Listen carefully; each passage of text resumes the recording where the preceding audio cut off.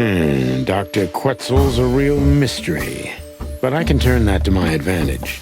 I just need to focus on the strangest pieces of the puzzle.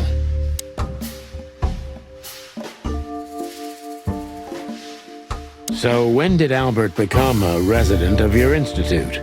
Albert and Hobart, or Ibn as you call him, arrived here almost exactly 4 years ago. Could you describe that day more specifically? It was not long after New Year's Eve, maybe the first week of the year, if I'm not mistaken. It was sleeting that day. Wind was banging incessantly on the windows. The power was going out for short periods of time. What was your first impression of them? I already knew the Wessler name. I knew who they were, or at least I knew one of them, Hobart Wessler. He was famous. Gangster, moneylender, celebrity, lover. And Albert? He was new to me, an invisible gray ghost. The family had tried to keep his existence a secret. Why? Because they were ashamed of him, of course, Mr. Featherland. That's how it usually is. What was your first impression of him? He was silent, but observed everything that surrounded him. His eyes were constantly moving, never stopped for a second. Was he afraid? I wouldn't say so. It seemed to me that he wanted to move into our institution voluntarily. It looked as if he couldn't wait to be here, alone, locked up in silence and darkness. Didn't you think of that as unusual? Of course I did, but who am I to judge? It was rather special treatment.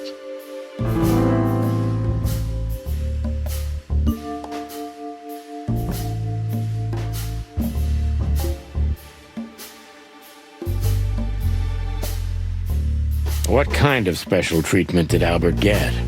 You know, if an institution like ours has to accept a Wessler as a guest, there's bound to be some favoritism. And complete secrecy, I guess. Yes, but that's the case for all our patients, Mr. Featherland. Of course. So in what way did he receive more than the others? Basically, we don't admit anyone into our institution without a complete and thorough prior assessment. In the case of Albert, we put that aside. So you didn't even know if he had anything wrong with him? Initially, no. He was more of a guest than a patient.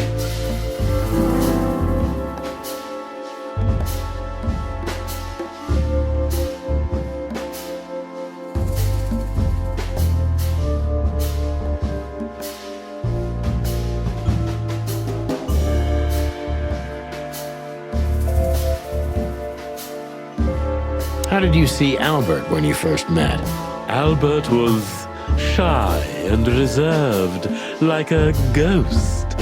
He almost never touched anything.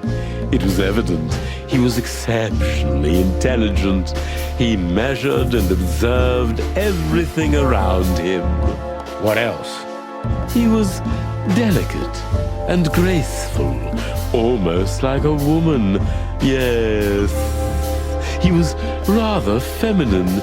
He was an artist, Mr. Featherland, a magnificent painter, and rather good writer, too. Sometimes I even heard him sing.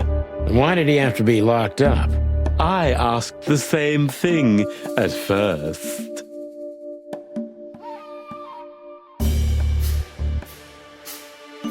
Are you telling me Albert had multiple personalities?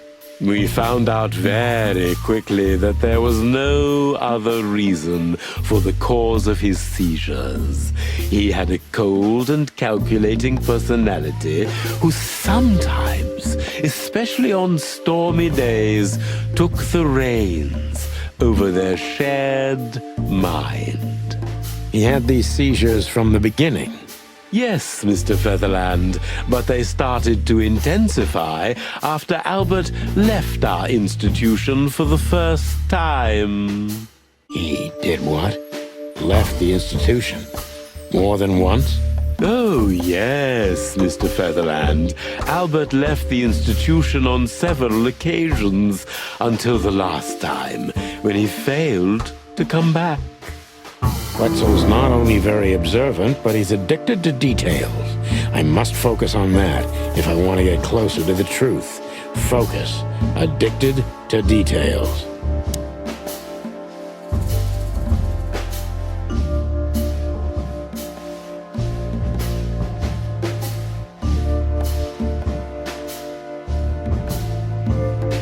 When and why did Albert leave the institution for the first time? It was about 2 years ago. Mr. Hobart Wessler appeared and demanded we let his brother go free. Naturally, we obliged. We had no idea if we'd ever see him again. But you did. He returned the same day. Albert was ecstatic. He was unrestrained. I could almost say happy. That was unusual for him? I had never seen him like that before, Mr. Featherland. He just smiled and stared at the empty wall for hours. Did he ever tell you what happened to him outside? Of course he did. Albert and I had a good relationship. He was working on a painting for his brother. Was it a painting of a lovely lady cat? Oh, exactly. So you already knew about that. Yes, Dr. Quetzal, I've seen it.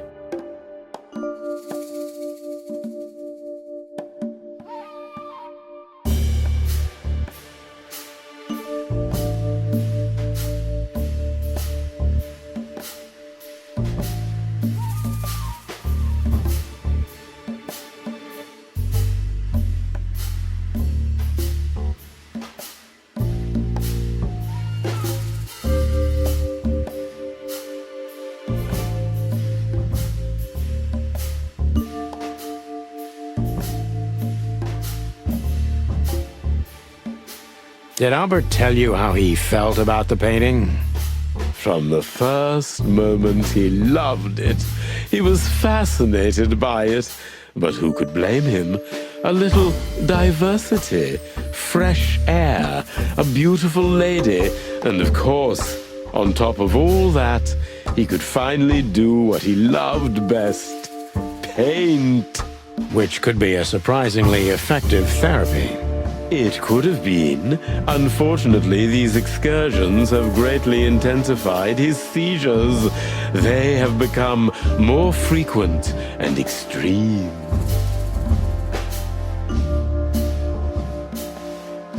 So Albert left on many occasions to continue working on the painting.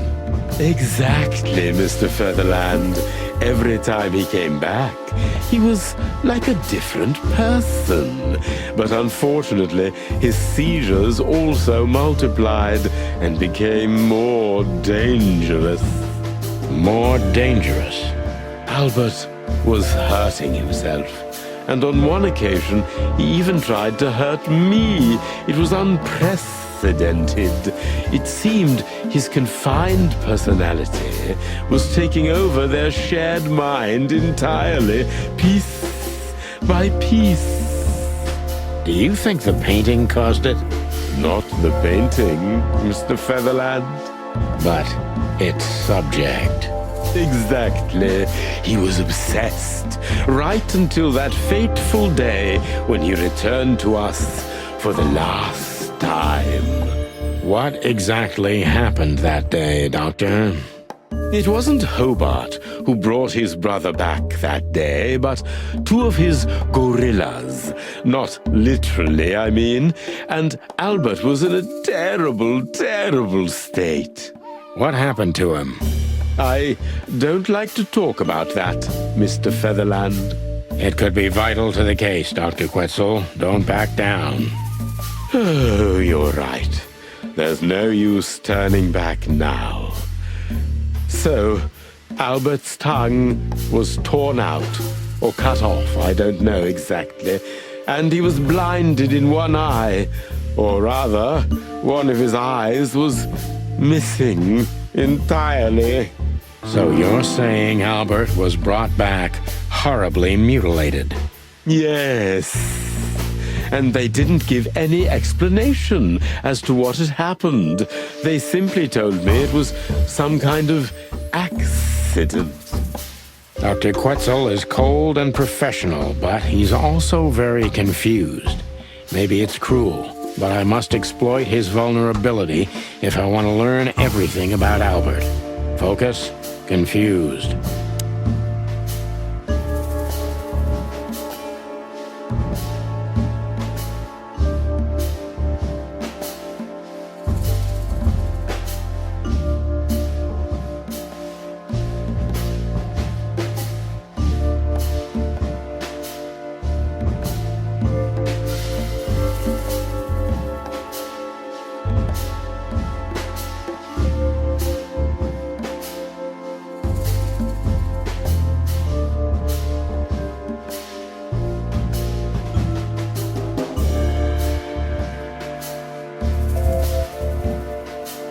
You didn't believe Albert had an accident, is that right?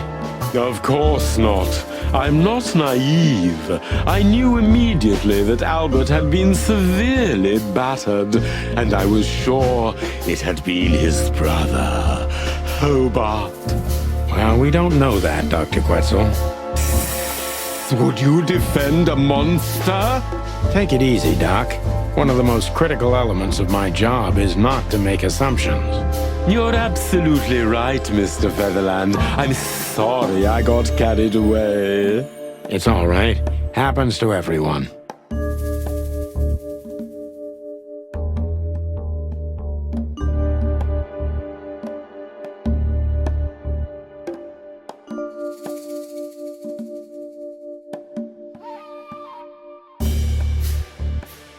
Concentrate, Doctor. What do you think happened to Albert? I'm sure it was Hobart. He ordered his men to mutilate poor Albert. But why would he do that? Maybe Albert saw something he could accidentally reveal. To whom? The four walls? A couple of crazies? You? To anyone, Mr. Featherland. I don't think it's that simple, Doctor. But thank you for your honest opinion.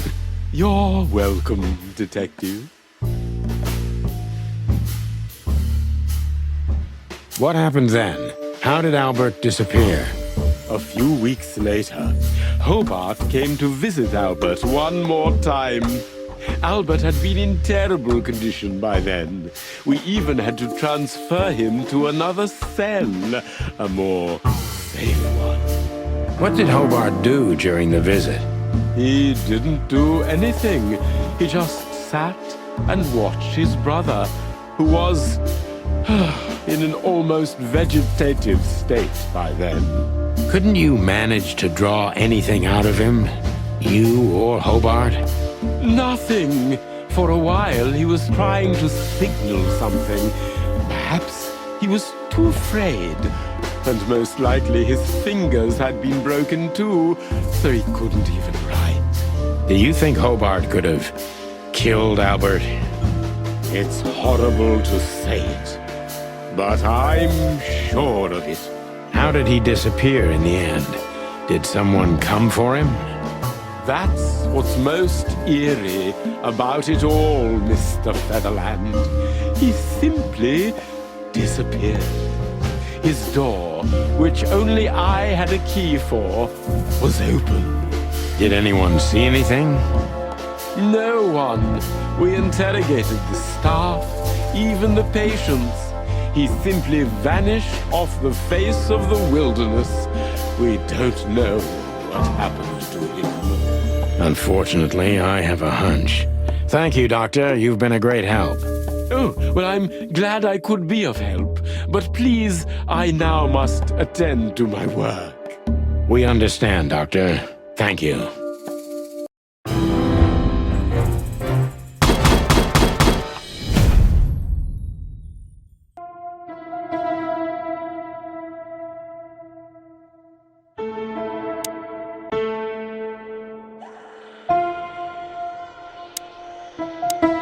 sorry, but I still can't believe it's really you. Neither can we. You can't imagine how wonderful it is that I can help you in one of your cases. Does this mean it will become a new book? And maybe I will be in it? Miss, those books aren't really... Don't even tell me. No, I don't want to know. Let it be a surprise instead. No, I didn't mean...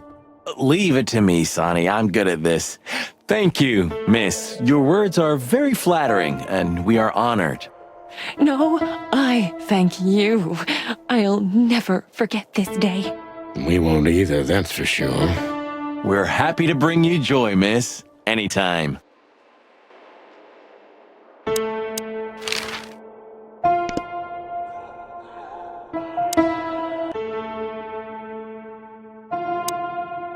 That's quite shocking information. I think you understand why we kept it a secret.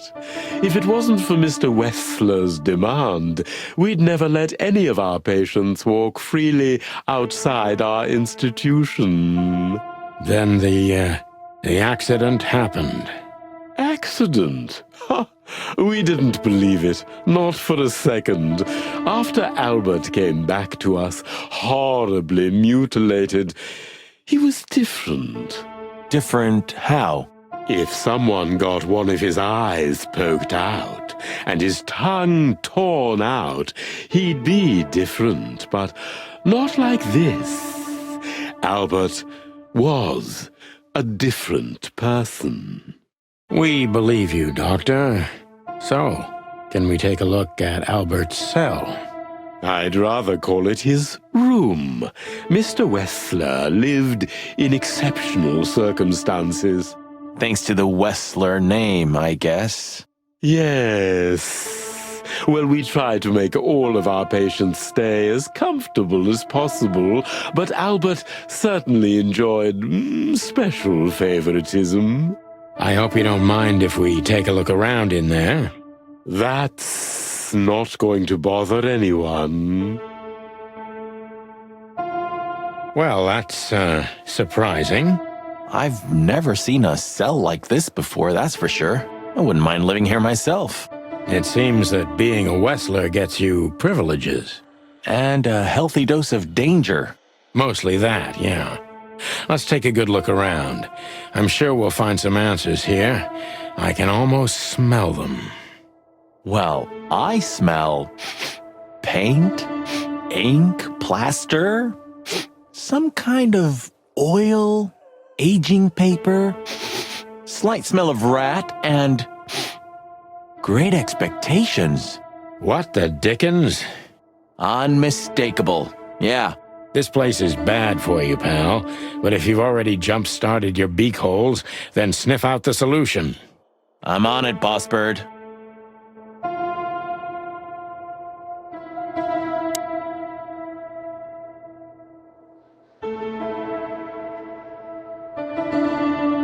Identical twins. And looking at it, they may have easily loved the same woman. 2 men and 1 woman. Nothing good ever comes of that. Well, I wouldn't say that exactly. Of all the wild ones, Marty, please, stitch up your beak, okay? Just use your imagination, old bird. Look at that. A letter.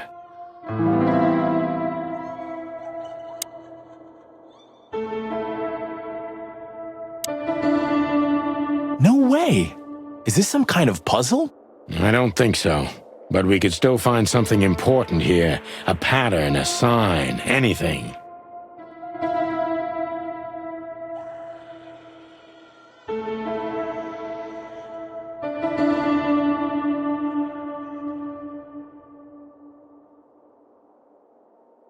You know, I don't think he had it so bad in here. You mean apart from being separated from everyone you love in an ancient mansion filled with madmen? You're right. As always. The style. It's very familiar to me. You've been lonely for far too long, huh? Not funny, Marty. It is, a little.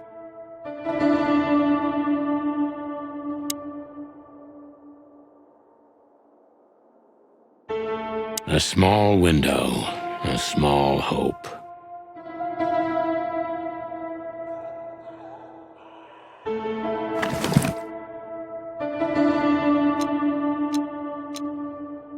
Identical twin.